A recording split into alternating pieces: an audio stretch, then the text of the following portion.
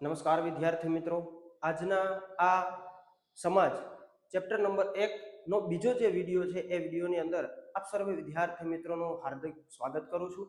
ગયા લેક્ચરની અંદર આપણે છે એ સંસ્કૃતિ એટલે શું, તો કે માનવ મનનું ખેડાણ, જીવન જીવવાની રીત. વારસો એટલે શું, તો કે આપણને આપણા પૂર્વજો તરફથી મળેલી અમૂલ્ય ભેટ, જેને આપણે વારસો કહીએ છીએ. પ્રાકૃતિક વારસાની અંદર કોનો કોનો સમાવેશ થાય, સાંસ્કૃતિક વારસાની અંદર કોનો કોનો સમાવેશ થાય, જેની અંદર આપણે ગુજરાતનો જે કાંઈ વારસો છે એ આપણે જોયું. હવે આપણે જોવાનું છે ગુજરાતના મેળાઓ. કોની ચર્ચા કરવાની છે, તો કે ગુજરાતના મેળાઓની. તો જે આપણી ભાતીગળ સંસ્કૃતિ છે એમાં વિવિધ સ્થળોએ અનેક રીતે ધાર્મિક છે, સામાજિક છે, આવા મહત્વ ધરાવતા મેળાઓ છે, અને એ મેળાઓની અમુક વિગતો તમને છે અહીંયા આપેલી છે. તો આ મેળાઓ છે એ ધોરણ 10 ની બોર્ડની પરીક્ષાની અંદર એકાદા માર્કની અંદર છે એ આ મેળાઓ છે પૂછાતા હોય છે. તો વિદ્યાર્થી મિત્રો, આપણે છે એ આ કોષ્ટકને સરસ રીતે સમજીએ, જેથી આપણો 1 માર્ક છે એ શું થાય, તો કે કવર થાય. તો પહેલો જ મેળો છે મોઢેરાનો મેળો. બરાબર, ક્યાં ભરાય છે, તો કે મોઢેરા મહેસાણા જિલ્લામાં આવે. અને ક્યારે ભરાય છે, તો કે શ્રાવણ વદ અમાસના દિવસે છે એ આ મેળો ભરાય છે. ત્યારબાદ બીજો જે મેળો છે એ બહુચરાજીનો મેળો છે. બહુચરાજી ક્યાં આવે, તો કે મહેસાણા જિલ્લામાં ચૈત્ર સુદ પૂનમના દિવસે આ મેળો છે એ ભરાતો હોય છે. ત્યારબાદ ત્રીજો જે મેળો છે શામળાજીનો કાળિયા ઠાકરજીનો મેળો, જે શામળાજી ક્યાં આવે, અરવલ્લી જિલ્લામાં. કાર્તિક સુદ 11 થી લઈ અને પૂનમ સુધી આ મેળો છે એ ભરાય છે. ત્યારબાદ ભાદરવી પૂનમનો મેળો અંબાજી બનાસકાંઠા જિલ્લામાં આવે. પૂનમના દિવસે છે, ભાદરવી પૂનમના દિવસે મેળો ભરાતો હોય છે. ત્યારબાદ પાંચમો જે મેળો છે, આ મેળો આપણો આઈએમપી મેળો છે વિદ્યાર્થી મિત્રો. ઘણીવાર આ મેળો પરીક્ષામાં પૂછાઈ ગયો છે. તો એ છે ભવનાથનો મેળો, ગિરનાર જુનાગઢ જિલ્લામાં. મહાવત નોમથી ને અને બારસ દરમિયાન આ મેળો ભરાય છે. આ મેળો પણ આઈએમપી છે. બરાબર, કયો, તો કે તરણેતરનો મેળો. તરણેતર ક્યાં આવે, સુરેન્દ્રનગર જિલ્લામાં આવે. બરાબર, ભાદરવા સુદ ચોથ થી લઈ અને છઠ સુધી આ મેળો ભરાય છે. બરાબર, ત્યારબાદ ભળિયાદનો મેળો, જે ભળિયાદ અમદાવાદમાં છે. રજબ માસની 9, 10 અને 11 તારીખે આ મેળો ભરાય. ત્યારબાદ છે નકળંગનો મેળો. એ ક્યાં, તો કે કોડિયાક ભાવનગર જિલ્લામાં. ભાદરવા અમાસના દિવસે એટલે કે ભાદરવી અમાસના દિવસે આ મેળો ભરાય છે. ત્યારબાદ માધવપુરનો મેળો આઈએમપી છે વિદ્યાર્થી મિત્રો. આ માધવપુર પોરબંદર જિલ્લામાં આવે. ચૈત્ર સુદ 9 થી 13, હમણાં જ છે એ થોડા ટાઈમ પહેલા જ આ મેળો ગયો. ત્યારબાદ વૌઠાનો મેળો, આ પણ આઈએમપી છે. આ વૌઠાનો મેળો ક્યાં ભરાય, તો કે ધોળકા અમદાવાદની અંદર. કારતક સુદ પૂનમના દિવસે ભરાય. આ ધોળકાના મેળાની અંદર સૌથી મોટા પાયે ગધેડાની લેવેચ થાય. કેની લેવેચ થાય, તો કે વૌઠાના મેળાની અંદર ગધેડાની લેવેચ છે સૌથી થાય છે. ત્યારબાદ મીર દાતારનો મેળો ઉનાવા મહેસાણામાં રજબ માસની તારીખ 16 થી 22 દરમિયાન ભરાય છે. ત્યારબાદ ડાંગ દરબારનો મેળો આઈએમપી છે વિદ્યાર્થી મિત્રો. આ હવા ડાંગની અંદર ફાગણ સુદ પૂનમના દિવસે. પછી ગોળ ગધેડાનો મેળો ગરબાડા દાહોદ જિલ્લામાં હોળી પછીના 5મા કે 7મા દિવસે ભરાય છે. કાર્તિક પૂર્ણિમાનો મેળો સોમનાથ ગીર સોમનાથ જિલ્લામાં કાર્તિક સુદ પૂનમના દિવસે. અને ભાંગુરિયાનો મેળો, કયો મેળો, તો કે ભાંગુરિયાનો મેળો, જે છોટા ઉદેપુરના કવાંટ હોળીથી રંગ પાંચમ સુધી છે એ આ મેળો છે એ ભરાતો હોય છે. તો આ મેળાઓ જે હતા વિદ્યાર્થી મિત્રો, આ મેળાઓનો પ્રશ્ન એમસીક્યુ અથવા તો ખાલી જગ્યામાં 1 માર્કની અંદર હરેક વર્ષે પૂછાય છે. 12 મેળાઓ હતા જે આપણે વ્યવસ્થિત શાંતિથી જોયા છે. એક વખત ફરી પાછું વાંચી લેજો એટલે આરામથી યાદ રહી જશે. જો યાદ રાખવાની સરળ ટ્રીક શું છે, તો કે એકની એક વસ્તુનું વારંવાર શું કરવું પડે, રિવિઝન કરવું પડે. હવે વાત કરવાની છે આપણે ભારતની ભૂમિ અને ભારતના લોકો. તો આદિમાનવ પૂર્વ દક્ષિણ આફ્રિકામાં ઉત્પન્ન થયા. આદિમાનવની ઉત્પત્તિ ક્યાં છે, તો કે પૂર્વ દક્ષિણ આફ્રિકાની અંદર. ભારતના ભાતીગળ વારસા અને સમૃદ્ધિના આકર્ષણના કારણે અનેક વિદેશી પ્રજાઓ ભારત તરફ આકર્ષાય. જો ભારતનો જે સમૃદ્ધ વારસો છે, તો એ સમૃદ્ધ વારસાને આકર્ષી એને જોઈ અને ઘણી બધી પ્રજાઓ છે વિદેશમાંથી અહીંયા વ્યાપાર અર્થે છે આવી હતી. અનેક જાતિઓ આવી અને પરિણામે લગભગ બધી જ જાતિઓના તત્વો મળી આવે છે. આર્યો આવ્યા, નેગ્રીટો આવ્યા, હબસીઓ આવ્યા, બરાબર, અંગ્રેજો આવ્યા, મુગલો આવ્યા. તો આવા લગભગ જાતિઓના પરિણામે આપણને બધી જાતિના તત્વો છે મળી આવે. તો ભારતમાં દ્રવિડ પ્રજાગણની પ્રાચીનતમ પ્રજા તરીકે ઓળખાય. સૌથી પ્રાચીન પ્રજાની ગણતરી કરવી હોય તો સૌથી પ્રાચીનતમ પ્રજા કોઈ હોય તો એ કઈ છે, તો કે દ્રવિડ છે. બરાબર, પરંતુ નુરવંશ શાસ્ત્રીઓ અને ભાષા શાસ્ત્રીઓની શોધખોળથી એવું જાણવા મળ્યું છે કે દ્રવિડો અને બીજી 6 જેટલી વિભિન્ન પ્રજાઓ ભારતમાં રહેતી હતી. આપણા જે નુરવંશ શાસ્ત્રીઓ હતા, ભાષા શાસ્ત્રીઓ હતા, બરાબર, તો એની શોધખોળથી આપણને એવું જાણવા મળ્યું કે દ્રવિડો તો પ્રાચીનતમ પ્રજા છે જ, પણ એની સાથે બીજા 6 લોકો પણ છે એ અહીંયા આવેલા છે. તો જોઈ લઈએ આપણે નેગ્રીટો, જેને આપણે હબસી પ્રજા તરીકે પણ ઓળખાય છે. જો વિદ્યાર્થી મિત્રો આ જે પ્રજાઓ છે 6, આમાંથી 2 માર્કની અંદર એક પ્રજાનો પ્રશ્ન હરેક વર્ષે પૂછાય છે. તો આ જે કઈ પ્રજાઓ ભારતની અંદર આવી છે, આ 6 વ્યવસ્થિત રીતે એક વખત જોઈ લેજો એટલે 2 માર્ક આપણા છે પાકા થઈ જાય. તો નેગ્રીટો, જેને આપણે બીજી કઈ પ્રજા કહીએ છીએ? હબસી પ્રજા કહીએ છીએ. કઈ પ્રજા કહીએ છીએ? હબસી પ્રજા કહીએ છીએ. નેગ્રીટો પણ કહેવાય છે, નિગ્રો જાતિ પણ કહેવાય છે અને હબસીઓ પણ એને કહેવામાં આવે છે. ભારતના સૌથી પ્રાચીન નિવાસીઓ છે. કોણ? તો કે ભારતના સૌથી પ્રાચીન નિવાસીઓ કોણ છે? તો કે નેગ્રીટો અથવા તો નિગ્રો અથવા તો હેબસીઓ. તો અહીંથી જ પહેલી જ ખાલી જગ્યા બને છે કે ભારતના સૌથી નીચેનામાંથી ભારતના સૌથી પ્રાચીન કઈ પ્રજા હતી? તો આપણને ખ્યાલ હોવો જોઈએ. કઈ? તો કે નિગ્રીટો, હબસી અથવા તો નિગ્રો. બરાબર. હવે કેટલાક ઇતિહાસકારોનું એવું માનવું છે કે નેગ્રીટો અથવા નિગ્રો અથવા હબસીઓ આફ્રિકામાંથી બલુચિસ્તાનના રસ્તે થઈ અને ભારતમાં આવેલા હતા. ત્યાંથી અમુક જે ઇતિહાસકારો છે એ લોકોનું એવું માનવું છે કે આ જે હબસી પ્રજા છે, જે નેગ્રીટો પ્રજા છે, એ આફ્રિકામાં થઈ બલુચિસ્તાનમાં આવ્યા અને બલુચિસ્તાનમાં થઈ અને ભારતની અંદર આવ્યા છે. હવે એનો વર્ણ કેવો હતો? શ્યામ હતો. 4 થી 5 ફૂટ ઊંચાઈ ધરાવતા, માથે વાકડિયા વાળ છે એ ધરાવતા હતા. તો આ વાત કરી આપણે નિગ્રીટો, હબસી અથવા તો નિગ્રો પ્રજાની. ત્યારબાદ કોણ આવ્યું? ઓસ્ટ્રેલોઇડ. કઈ પ્રજા આવી? ઓસ્ટ્રેલોઇડ પ્રજા. અને આ ઓસ્ટ્રેલોઇડ પ્રજાનું બીજું નામ શું છે? નિષાદ પ્રજા. શું નામ છે એનું? નિષાદ પ્રજા. તો આ પ્રજા અગ્નિ એશિયામાંથી આવેલી હતી. ક્યાંથી આવેલી હતી? તો કે અગ્નિ એશિયામાંથી હતી. તેઓનો રંગ કેવો હતો? તો કે શ્યામ. લાંબુ અને પહોળું માથું, ટૂંકું કદ, ચપટું નાક અને તેમની શારીરિક વિશેષતાઓ હતી. આ પ્રશ્ન 2025 ની પરીક્ષાની અંદર પૂછાઈ ગયો છે કે રંગ શ્યામ, લાંબુ અને પહોળું માથું, ટૂંકું કદ અને ચપટું નાક, આ એમની કઈ પ્રજાની શારીરિક વિશેષતાઓ હતી? નીચે આપણને 4 ઓપ્શન અથવા તો ખાલી જગ્યા, 3 ખાલી જગ્યા આપી દીધી કે નેગ્રીટો હતા, આર્યો હતા, ઓસ્ટ્રેલોઇડ હતા. તો આપણને ખ્યાલ હોવો જોઈએ કઈ પ્રજા આવશે? ઓસ્ટ્રેલોઇડ પ્રજા આવશે. અને આ ભારતમાં આવેલા આર્યો તેને નિષાદ કહેતા હતા. ભારતની અંદર જે આર્યો લોકો આવેલા હતા, આ આર્યો લોકો ઓસ્ટ્રેલોઇડને શું કહેતા? નિષાદ પ્રજા તરીકે ઓળખતા હતા. ભીલી પ્રજા માટે નિષાદ શબ્દ પ્રયોજવામાં આવતો. ભીલ નામનો જે સમૂહ છે, તો એ પ્રજા માટે આ નિષાદ શબ્દ ઓળખાવવામાં આવતો. ભારતની કોલ અને મુંડા જાતિ છે, અસમની ખાસી પ્રજા, નિકોબાર અને બ્રહ્મદેશ, હાલનું જે મ્યાનમાર છે ત્યાંની જાતિઓમાં આ પ્રજાના ઘણા બધા વિશિષ્ટ પ્રકારના લક્ષણો જોવા મળે છે. ભારતની સંસ્કૃતિ અને સભ્યતાના વિકાસમાં આ પ્રજાનો ફાળો પણ કેવો છે? તો કે મહત્વપૂર્ણ છે. આપણી જે કઈ ભારતીય સંસ્કૃતિ છે, આપણી જે કઈ વિશેષતાઓ છે, તો એની અંદર આ ઓસ્ટ્રેલોઇડ પ્રજાનો પણ છે ઘણો બધો મહત્વનો ફાળો છે.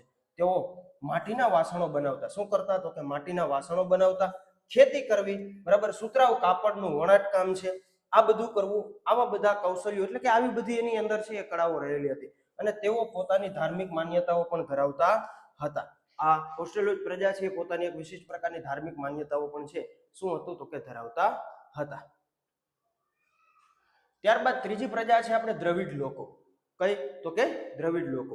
કે દ્રવિડોને મોહેજો-દડોથી સિંધુ સંસ્કૃતિના સર્જન અને પાષાણ યુગની સંસ્કૃતિના સીધા વારસદાર તરીકે ઓળખવામાં આવે છે. મોસ્ટ આઈએમપી આ લાઈન છે કે દ્રવિડ લોકો છે એને મોહેજો-દડોની જે કઈ સિંધુ સંસ્કૃતિના સર્જકો, એટલે કે જે મોહેજો-દડો છે તો ત્યાંની જે સિંધુ સંસ્કૃતિ છે એનું ઉત્પન્ન કરવા વાળા કોણ? તો કે દ્રવિડ લોકો હતા. પાષાણ યુગની અંદર આ સંસ્કૃતિના સીધા વારસદાર તરીકે આને ઓળખવામાં આવે છે. તો અહીંથી જ 1 માર્કનો પ્રશ્ન છે આપણને પૂછાઈ શકે છે.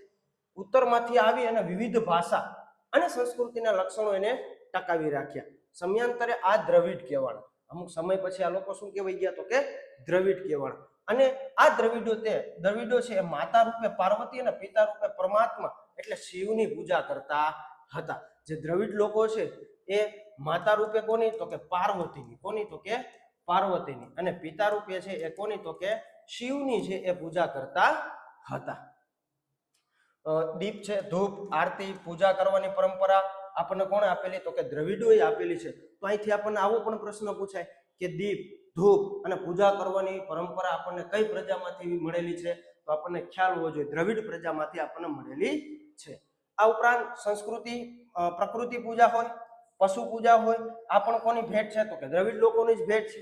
આ દ્રવિડો મૂળ દેવોના આર્યો તરીકે સ્વીકાર્યા અને તેમની સંસ્કૃતિના દેવોને પુનઃ સ્થાપિત કર્યા. સમય જતા ઉત્તરના પ્રચંડ પ્રભાવ હેઠળ દ્રવિડોમાં આર્ય સંસ્કૃતિ ઊંડે સુધી વ્યાપતી ગઈ અને આંતરજ્ઞાતીય લગ્ન સંબંધો છે એ બંધાવા લાગ્યા. આર્ય લોકો છે એ અલગ, દ્રવિડ લોકો છે એ અલગ.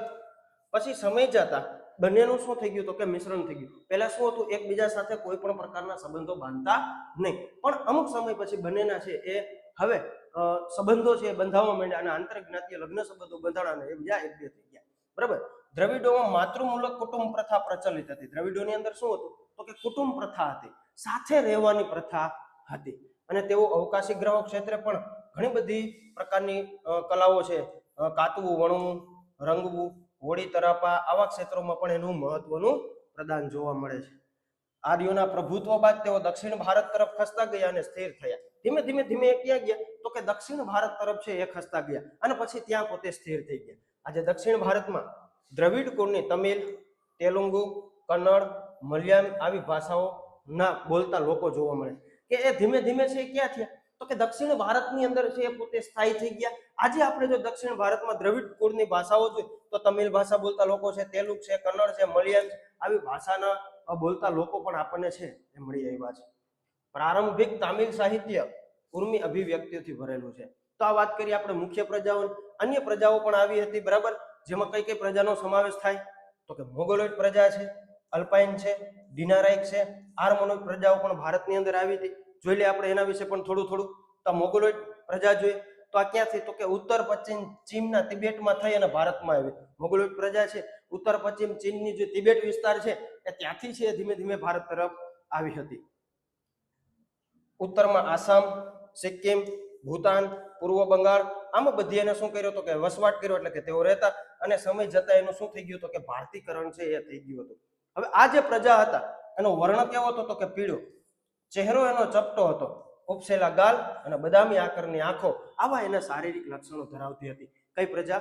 મોગલોઇડ પ્રજા. કઈ પ્રજા? તો કે મોગલોઇડ પ્રજા. મોગલોઇડ લોકો છે એ પીળા વર્ણના હતા અને એટલા માટે એને કિરાત તરીકે ઓળખવામાં આવે છે. કયા તરીકે? તો કે કિરાત તરીકે. આ આઈએમપી લાઈન છે વિદ્યાર્થી મિત્રો કે મોગલોઇડ લોકોનો વર્ણ કેવો હતો? તો કે પીળા કલરનો હતો. એટલા માટે એને કેવા કીધા? કિરાત પ્રજા તરીકે પણ ઓળખવામાં આવે છે. ત્યારબાદ અલ્પાઇન, ડિનારિક અને આર્મનોઇડ. તો આ પ્રજાઓ મધ્ય એશિયામાં થઈ અને ભારતની અંદર આવેલી. આ ત્રણ જાતિ એક સમાન ભૌતિક ગુણધર્મો ધરાવે છે. આ પ્રજાના અંશો ખાસ કરીને આપણને ક્યાં? તો કે મહારાષ્ટ્ર છે, બંગાળ છે, ઓડિશા છે, ગુજરાત છે અને સૌરાષ્ટ્રની અંદર વધુ પ્રમાણમાં જોવા મળે છે. ત્યારબાદ આર્ય પ્રજા. આ આઈએમપી છે વિદ્યાર્થી મિત્રો, ઘણીવાર પરીક્ષાની અંદર પૂછાઈ ગયું છે. તો ભારતની આર્ય સભ્યતાના નિર્માતાઓ આર્ય એટલે નોર્ડિકો હતા. કોણ હતા? તો કે નોર્ડિકો હતા. કે ભારતની જે આર્ય સભ્યતાના નિર્માતા એટલે કે એને સ્થાપિત કરવા વાળું કોઈ હોય તો કોણ હતું? તો કે નોર્ડિકો હતા, આર્યો. પ્રાચીન કાળમાં હિન્દુ અને આર્ય કહેવાતા. પ્રાચીન જો આપણે સંસ્કૃતિ જોઈ તો એની અંદર હિન્દુ લોકો જે હતા એને શું કહેવાતું? આર્ય પ્રજા તરીકે ઓળખવામાં આવતું. મુખ્ય વસ્તી જે પ્રદેશમાં હતી તે પ્રદેશને આર્ય વ્રત નામ આપવામાં આવ્યું. આ જે આર્ય લોકો હતા એની વસ્તી જે પ્રદેશની અંદર વધારે રહેતી હતી એ પ્રદેશને કેવું નામ આપ્યું? આર્ય વ્રત નામ છે એ આપવામાં આવ્યું છે. પ્રાચીન સમયમાં પ્રથમ આર્ય વસ્તી વાયવ્ય ભારતમાં જોવા મળી હતી. ક્યાં? તો કે વાયવ્ય ભારતની અંદર આપણને છે એ આ પ્રજાની વસ્તીઓ છે એ જોવા મળી હતી. 7 મોટી નદીઓ વહેતી હોવાને કારણે તેને સપ્ત સિંધુનું નામ આપ્યું. શું? તો કે 7 નદીઓ હતી એ એક સાથે વહેતી હતી એટલા માટે નદીનું નામ શું કરી દેવું? સપ્ત સિંધુ તરીકે એને નામ આપવામાં આવ્યું. અને ઉત્તર વૈદિક કાળમાં આર્યવર્તોનો પૂર્વ મિથિલા એટલે કે બિહાર સુધી અને દક્ષિણમાં વિંધ્યાચલ સુધીનો વિસ્તાર હતો. અન્ય સમકાલીન પ્રજાઓ કરતા એનો વિકાસ છે કેવો થયો? તો કે વધારે થયો. આર્ય છે એ ભરત રાજા કે ભરતપુરના નામ પરથી આ વિશાળ પ્રદેશને ભરત ભૂમિ, ભરતખંડ, ભારત વર્ષ કે ભારત આવા નામોથી ઓળખવા લાગ્યા. કે આ જે આર્ય લોકો હતા એ આર્ય લોકોનો રાજા ભરત રાજા હતા અને એ ભરત કુળના નામ ઉપરથી આપણો આ જે વિશાળ પ્રદેશ છે કે ભરત ભૂમિ હોય, બરાબર, ભરતખંડ હોય, ભારત વર્ષ હોય અને ભારત જેવું નામ આપણને ત્યાંથી છે એ ઓળખવામાં આવે છે. આર્યો પ્રજા છે કેવા હતા તો કે પ્રકૃતિ પ્રેમી હતા. વૃક્ષો હોય, પહાડો હોય, સૂર્યો, વાયુ, નદીઓ, વરસાદ આ બધાની પૂજા આરાધના કરતા હતા. શું કરતા હતા તો કે પૂજા આરાધના કરતા હતા. તેઓ દરેકની સ્તુતિ એટલે કે ઋચાઓની રચના કરી હતી. સમય જતા વેદ પઠન પ્રચલિત થયું અને સમયાંતરે તેમાંથી ધાર્મિક વિધિઓ ધીરે ધીરે શરૂ થઈ અને ત્યાર પછી યજ્ઞાદિ ક્રિયાઓ પણ ભારતની અંદર શું થયું તો કે આવવા લાગ્યું. ભારતની અંદર આવી વિવિધ પ્રજાઓ હોય સંસ્કૃતિ વિશિષ્ટ તત્વો અપનાવી લે અને સમન્વય સંસ્કૃતિનું શું કર્યું તો કે એમને સર્જન કર્યું અને સમયાંતરે ભારતમાં આવીને વસેલી આ બધી પ્રજાઓ વચ્ચે જાતિ વચ્ચે લગ્ન સંબંધો પ્રજાનું સંમિશ્રણ થયું. ધીમે ધીમે ધીમે ધીમે આ પ્રજાઓ શું થઈ તો કે એકબીજા નજીક આવવા લાગી, એકબીજા સાથે રહેવા લાગ્યા અને હવે એના આંતરિક જે કઈ સંબંધો હતા લગ્ન જીવનના એ પણ બંધાવા લાગ્યું અને ધીમે ધીમે આ બધી પ્રજાનું શું થઈ ગયું સંમિશ્રણ થઈ ગયું. બધાની એક વિશિષ્ટ રહેણી કહેણી હતી, અનેક ભાષાઓ, વિચારો, ધાર્મિક માન્યતાઓનો પણ સમન્વય થઈ ગયો. જો બધાની ભાષા કેવી હતી તો કે અલગ હતી, બધાની રહેણી કહેણી કેવી હતી તો કે અલગ થઈ ગઈ. હવે એ બધું ધીરે ધીરે શું થઈ ગયું તો કે એક થઈ ગયું. પ્રારંભ કાળથી જ આપણા દેશમાં અનેક સમન્વયકારી સંસ્કૃતિનું નિર્માણ થતું રહ્યું, જેણે ભારતે ભવ્ય અને સમૃદ્ધ વારસો આપ્યો અને ભારતમાં આ ભાતીગળ સંસ્કૃતિનો વિકાસ થયો અને પરસ્પર એટલી બધી ભાષા ભળી ગઈ કે તેમનું કોઈ સ્વતંત્ર અસ્તિત્વ ન રહ્યું. જો આ રીતે ભારતમાં પ્રાચીન વિવિધ પ્રજાઓનું શું થઈ ગયું સંમિશ્રણ થયું અને ભારતીય સંસ્કૃતિનો વારસો વિવિધતાપૂર્ણ ભાતીગળ અને કેવો બન્યો તો કે સમૃદ્ધ બન્યો છે. બરાબર. હવે આ સરસ મજાનો આપણને જે કઈ આપણા પ્રાચીન પૂર્વજો તરફથી સાંસ્કૃતિક કે પ્રાકૃતિક વારસો મળ્યો છે, તો આ સાંસ્કૃતિક અને પ્રાકૃતિક વારસાનું જતન કરવું એ મારા અને આપ સૌની છે નૈતિક ફરજ છે. તો આ વારસાનું જતન અને સંરક્ષણ જોઈએ તો ભારતના વારસાની દરેક બાબતો રળિયામણું, નયન રમ્ય એટલે કે આંખને ગમી જાય એવું અને આકર્ષક બનાવ્યું છે.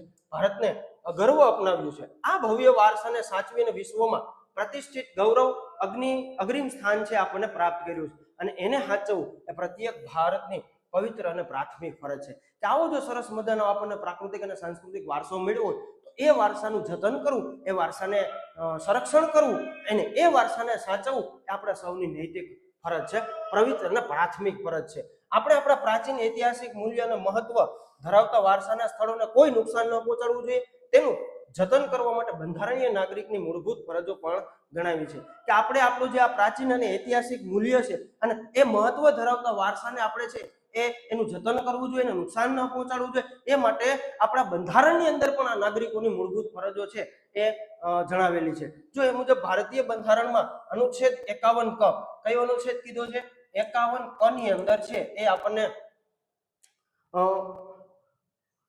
નાગરિકોની જે ભારતના નાગરિકોની જે મૂળભૂત ફરજો છે એ દર્શાવી છે. પણ 51 6 જ અને ટ અર્થાત 6 7 અને 9 માં પણ દર્શાવ્યું છે. આ પ્રશ્ન પણ ઘણી વખત છે પૂછાઈ ગયો છે.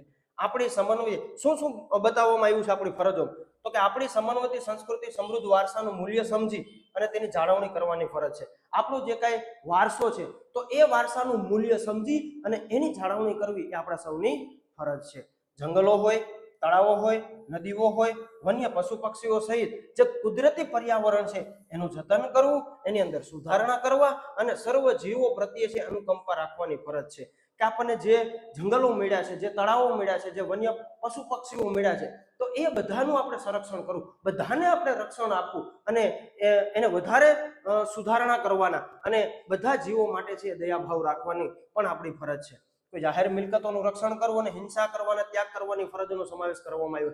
કોઈ પણ જાહેર મિલકત હોય એ જાહેર મિલકતનું પણ આપણે રક્ષણ કરવું જોઈએ, એને નુકસાન ન પહોંચાડવું જોઈએ, હિંસાનો ત્યાગ કરવાની ફરજો પણ છે એ આપણને અહીંયા આપવામાં આવેલી છે. તો આશા કરું છું વિદ્યાર્થી મિત્રો કે આ સરસ મજાનો ચેપ્ટર નંબર 1 છે એ તમને ખૂબ સરળતાથી સમજાઈ ગયો હશે. એક વખત વ્યવસ્થિત રીતે વિડીયો જોઈ લો. વિડીયો જોયા પછી તમારી ટેક્સ્ટ બુકમાંથી ફરીથી આને એક વખત વાંચી લો. વાંચ્યા પછી તમારા સ્વાધ્યાયના જે પ્રશ્નો છે આ સ્વાધ્યાયના પ્રશ્નોને તમે શું કરો તો કે સોલ્વ કરી વાળો અને ફરી પાછું એક વખત રિવિઝન કરો. સમયાંતરે છે એ ફરી પાછું રિવિઝન કરો એટલે 100% તમને એની અંદર સફળતા મળશે. તો આશા કરું છું તમને આ વિડીયો છે ખૂબ સરળતાથી સમજાઈ ગયો હશે. ફરી પાછા મળીએ એક નવા વિડીયોની અંદર. અસ્તુ. જય હિન્દ, જય ભારત.